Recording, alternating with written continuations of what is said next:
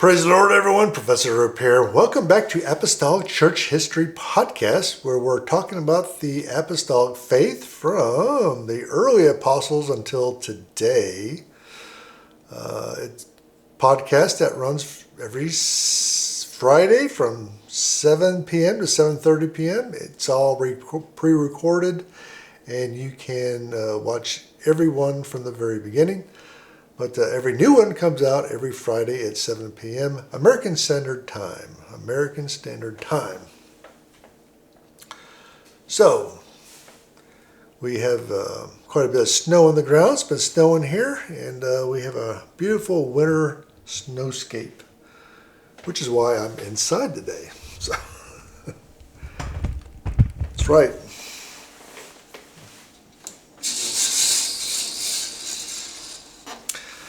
That's why I'm inside today. So before we start, again, welcome to Apostolic Church History Podcast. If you like this podcast, go ahead and share and ring the bell, but also subscribe so that every time a new podcast comes out, you can be notified. So, before we start, we're going to do a little book review. I got a couple interesting books. Why Some Christians Don't Believe in the Trinity. Why Some Christians Don't Believe in the Trinity by Forrest McRitty.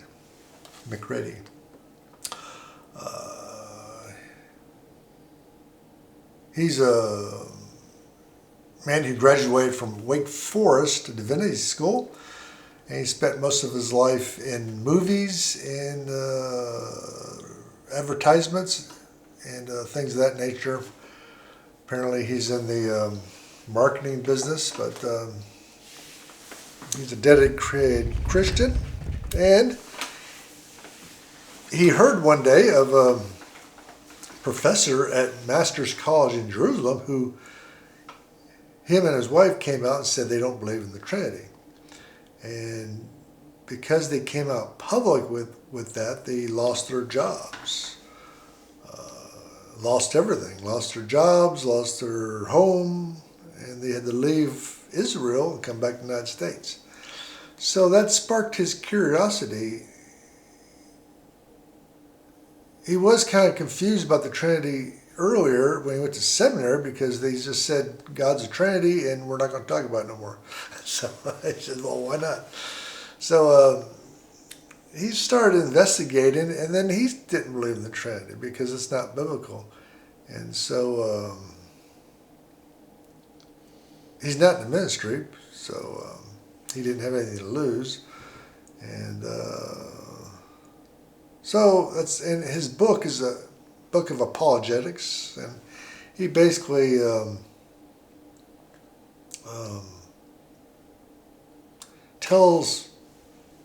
gives the biblical reason why there is no Trinity. Now this book here, I haven't read the book yet, so it should be a good read. I haven't read it. Another book I got was Oneness Heroes from Eugene Dominguez.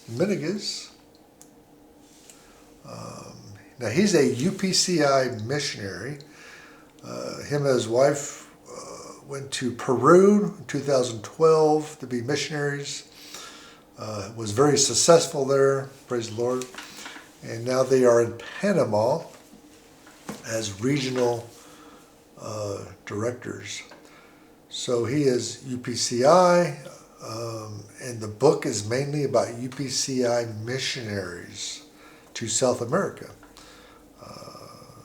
It's very historical accounts. He does some work in the first, second, third centuries, not much. He doesn't talk much about Azusa Street because Azusa Street was Trinitarian in nature. It was a great apostolic revival, but people there were Trinitarians. So he just mentions Azusa Street, in fact, because later on he's going to mention it. So he just, there's only 2 or 3 pages on Azusa Street. He just mentions it as a prelude to the oneness message that comes out in 1913 at Arroyo Canyon, California. So it's about oneness heroes, but UPCI oneness heroes. So, and because he's UPCI, so that's all right. I looked him up. I didn't never heard of him, but he's an author of 30 books, so he's very, very well written author. So I'm going to enjoy reading it. I haven't read it yet. I've flipped through it. I haven't read it, but I will read it. And, he has a website on there, Pentecostal238.com. I looked it up, and it said the website is not available. It doesn't exist, so I don't know about his website. But anyway,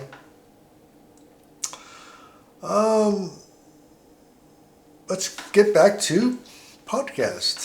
So Paul, our heroes, Barnabas and Saul, and John Mark, and among others, were in Cyprus. They were before the governor of Cyprus. Cyprus was a Roman province, a senatorial province. As I described earlier podcast, I think last week, provinces that were safe from invasion or peaceful were ruled by the Senate, and the Roman Senate would assign governors. Roman provinces that were on the edge of the empire and were unsafe from potential invasion, the Roman emperor and the Roman army ruled those provinces and assigned governors. So for us, do we really need to know that? Maybe probably not. I'm just giving you all the information I know. So the governor at Cyprus at this time was Sergius Paulus. He was then the, Acts chapter 13 verse 12 says, and then the deputy, when he saw what was done, believed, were astonished at the doctrine of the Lord. That's verse 12. Now verse 11, it's when Paul stares down this Bar-Jesus, who is a false prophet, stares him down. Now this is when the Apostle Paul comes into his own, per se. To this point, he was in the background, taking a secondary role. But he was a trained Pharisee, and he spent the last 5 years studying Scripture, finding where Jesus was in the Scriptures. So he has a very fine education, and he went to Cyprus, took a secondary role to Barnabas, not only to that, but to their earlier mission to Jerusalem. And because Barnabas was his spiritual elder. And it's important to give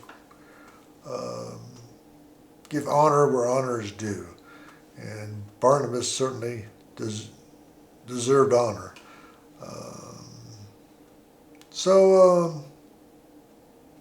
Yeah.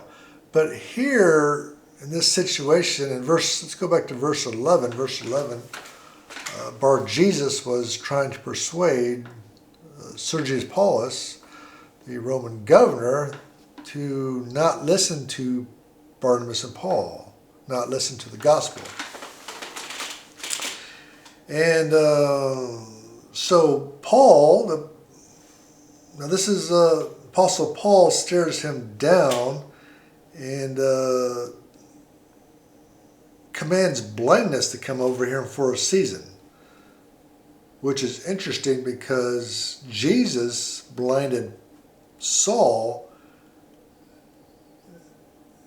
on the road to Damascus. So now Saul is commanding blindness to come on this man for a season, probably hoping that he would be converted just like he was. So it's a very interesting juxtaposition.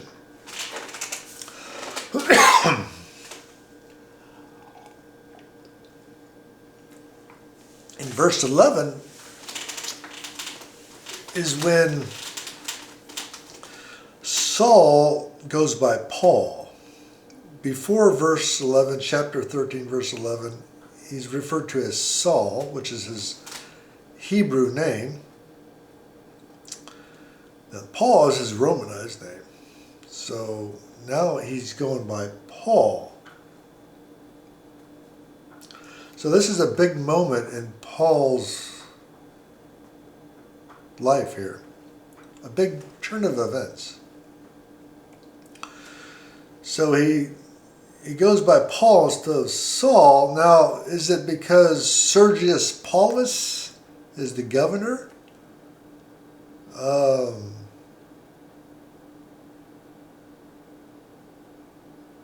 Could be. Paulus in Latin means little or short in stature. That's what it means. Now today we have people with a family name of Little.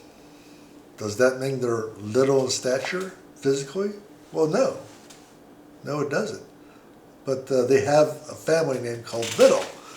It's the same thing. Paulus is the Romanized version of Little. And so Paul goes by his Romanized name as Saul goes by his Romanized name as Paul. And this is where some people think that the Apostle Paul was little in stature, but I don't see any evidence of that. So I think we can go ahead and not give any credence to that theory that he was short in stature because of his name.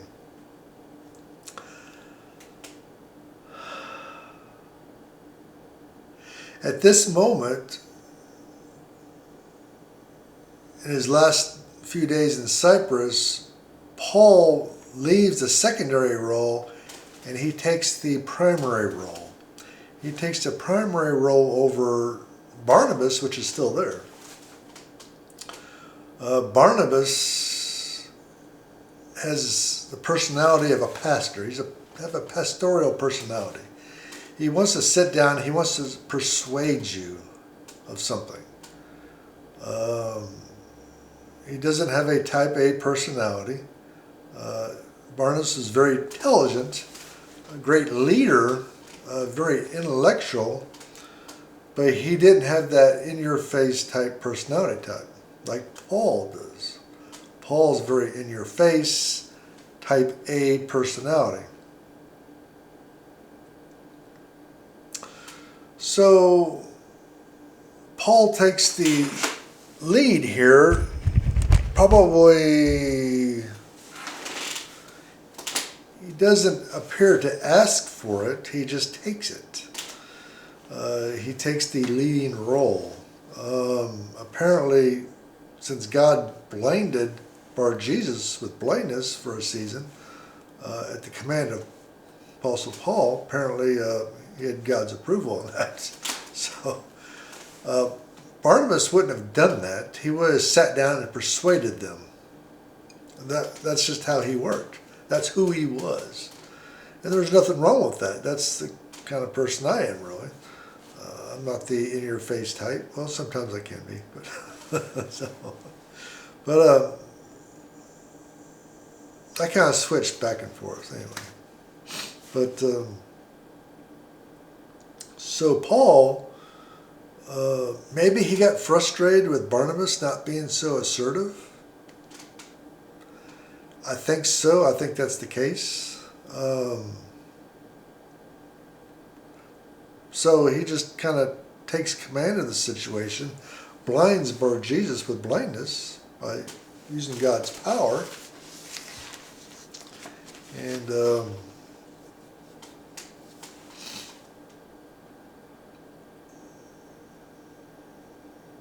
takes charge of the situation. And from this point on, he's no longer Saul. The Apostle Luke calls him Saul up until this point, and then from this point on, he's no longer Saul, he's Paul. Luke calls him Paul from this point on. So it's definitely a change that Luke saw.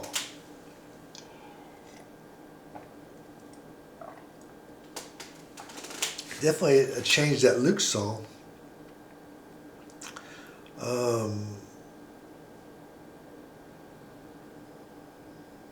And this is going to cause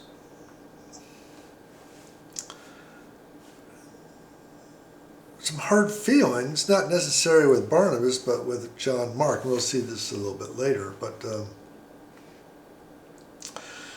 in Acts chapter 13, verse 12, it says, then when the deputy, or proconsul, the Aramaic refers to him as a proconsul, which is more accurate. When the deputy, or proconsul, when he saw what was done to Bar-Jesus, believed, being astonished at the doctrine of the Lord. So when Sergius Paulus saw with his own eyes this miracle and the power that Paul had behind him, and what was done to Bar-Jesus, he believed. Now, some people need that extra boost. Some people need to see a miracle before they believe. And God will do that in certain situations. He's done it in the past to other people as well. But some people need that. Now, Sergius Paulus, he was the governor of Cyprus. This is an island province of the Roman Empire. It was safe, peaceful, a great place to be a governor, especially if you're a Roman governor. A great place. The weather's perfect all the time. So, but he's a man of responsibility, a man of authority, responsibility, and he's thinking about the gospel Paul's been preaching. Bar-Jesus was in his ears saying, no, don't believe what Paul's teaching. So he had these two people giving him different information. And so, being a man of authority, all these other Roman citizens and officials were looking on him for guidance, and he didn't want to just come out and believe Paul for no reason. He needed to have reasons to believe Paul. He needed that help. God understood Sergio Paulus's heart. He understood his heart. He saw that for the sake of man, he needed that extra boost to believe. He needed that example that he could say, hey, look, don't you remember what happened here? This man has authority and power of God. So God gave that to him. The Apostle Paul, what he knew and why he did what he did, we really don't know. Paul doesn't really explain his actions, but God was certainly behind his actions.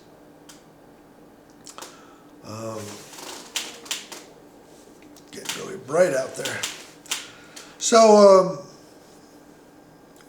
Sergius Paulus needed that example, and God provided that.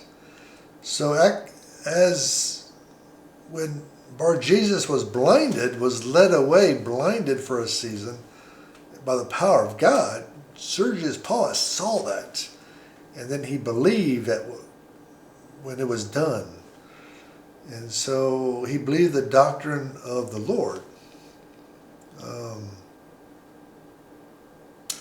Like I said, some people need to see that. When you see something that's been done, a miracle like that, you can't dispute that. You can't dispute it. Paul could have preached, Barnabas could have preached to him about Jesus in the gospel, but you can dispute that. You can say, well, I don't believe. Da, da, da, da. You can come up with reasons why you don't believe. But when a miracle happens, a dramatic miracle happens in your eyesight, and you see it in front of you, you can't dispute that. You can't dispute it. That's why when we witness to people, we should witness what we've seen and heard. What we've seen and heard. Not what other people have done, but what we've seen and heard. Because people can't generally dispute that. They may call you crazy, but they can't dispute your witness. So, Sergius Paulus now could not dispute what he just saw and what happened to Bar Jesus in verse 11. He can't dispute that no more. And he needed that. Because Roman officials are going to write to him, because remember, he's a Roman official. He writes reports back to Rome. And now he can say, I saw this miracle happen. I saw what was done to Bar Jesus. And in his official reports, he can write about that. He said, I seen it. It happened in my sight. I saw the end results of what Paul did, and what he said and what he did to Bar Jesus. So that can't be disputed. And also the smaller officials in Cyprus, they can't dispute it because he saw it. Other Roman officials present, remember, Sergius Paulus wasn't there by himself. He had a lot of officials around him. They saw it as well. He can say, this happened in my sight, and these Roman officials who worked for me, but they saw it too.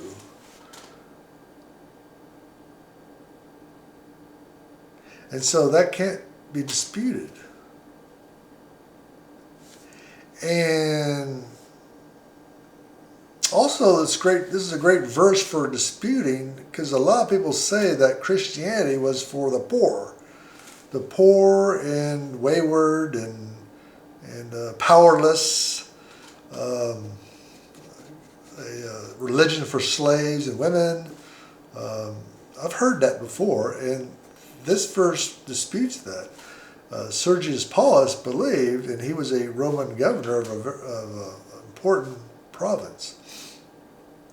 So now you have an example of a rich Roman who had a lot of authority in the Roman world, believing, becoming a Christian. So it wasn't just for poor people or slaves. No, Christianity is for everybody, even wealthy Romans who have authority.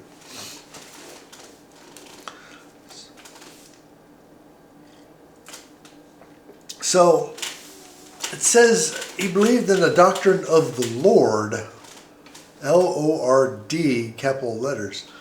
That means Master Yahweh. Master Yahweh. God himself. The doctrine of Yahweh, of God. That's what the Hebrew and Aramaic wording is for that. Now in the English translation is capital L, capital O, capital R, capital D. So that's kind of interesting.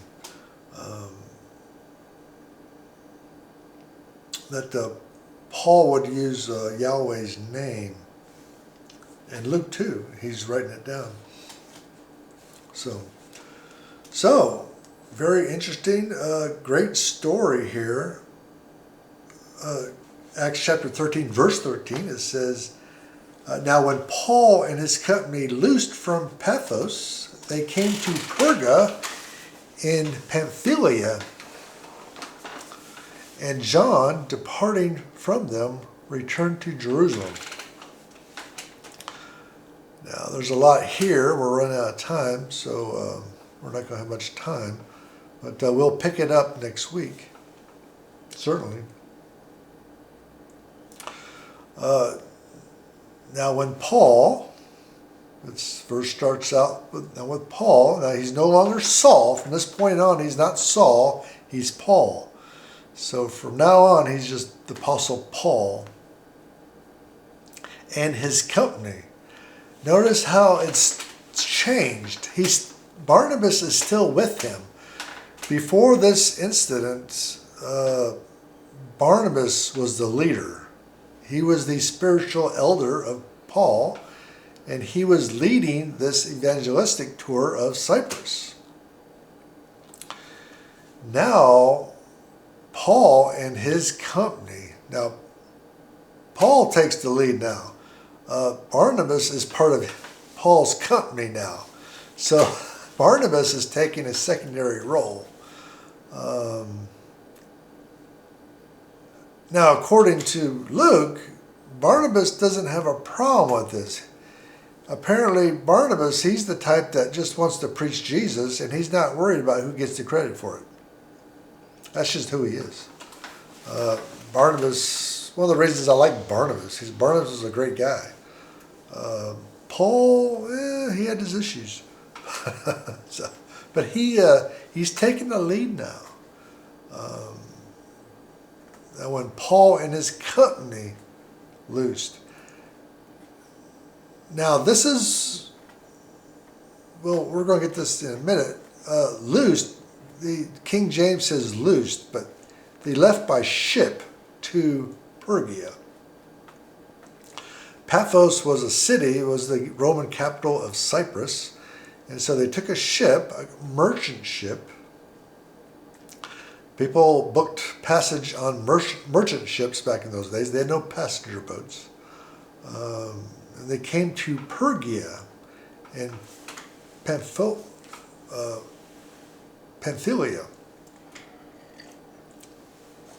Now Pergia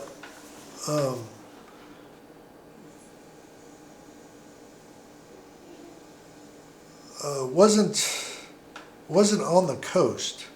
It was on a river. So it wasn't on the coastline. So in those days, merchant ships would use sail. They would sail, and then if they had to go to a city that's not on the coast, that was on navigable river, and they would switch from sails to oars, and they would row upriver.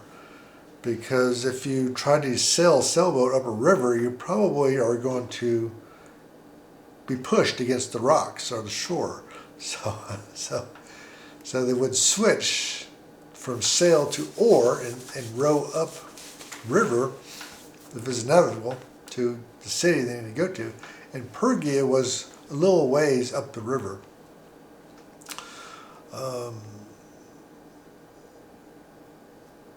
So Pamphylia was a Roman province, like Cyprus. It's a province in Asia Minor, which is modern-day Turkey, be southern Turkey, modern-day Turkey. Of course, these cities don't exist anymore. Turkish cities are in their places. So it was a Roman province. Cilicia was to the east. Lycia was to the west, and Pisidian was to the north, and to the south, of course, was the Mediterranean Sea. So that gives you a little idea of the geography of the area. And so Pergia was it was a port city, and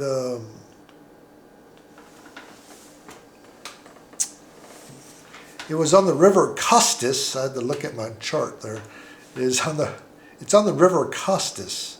So it wasn't on the coast itself, but they had to go upriver to the river Costus and go to Pergia. It's interesting that Paul doesn't mention preaching in Pergia. And that's probably because it was a small town, and when the ship got in the port, everybody in town needed to unload the ship. Remember, when the ship was being loaded or unloaded, it wasn't making any money. It was only making money if it's traveling from one point A to point B. So the whole town, it was a small town, so the whole town probably was busy offloading a ship. So Paul didn't preach in that town. He moved on with Barnabas. So in Pergia is a mountainous area, and on one of those mountains was a temple to Diana. Just give you a little background on Pergia. Well, I'm out of time. In fact, I'm over my time. So we'll continue talking about this next week. Thank you very much for joining in, and don't give up on religion until you tried Pentecost. Thank you, and see you next week. God bless you.